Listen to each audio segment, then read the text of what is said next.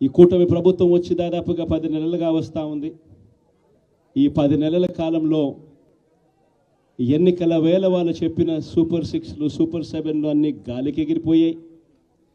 వ్యవస్థలన్నీ కూడా చదువులు కానీ, వైద్యం కానీ, గవర్నెన్స్ కానీ, వ్యవసాయం కానీ ఏది చూసుకున్నా కూడా వ్యవస్థలన్నీ కూడా నిర్వీర్యమైపోయిన పరిస్థితులు కనిపిస్తూ ఉన్నాయి.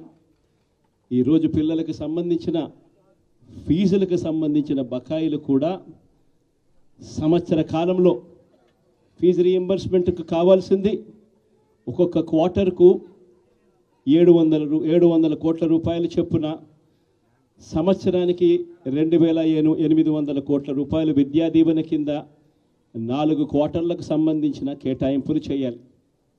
అంటే 2800 కోట్లు. వసతి దీవెన కింద ప్రతి ఏడాది ఏప్రిల్ మాసం వచ్చేసరికి 1100 కోట్ల రూపాయలు కేటాయింపులు చేయాలి.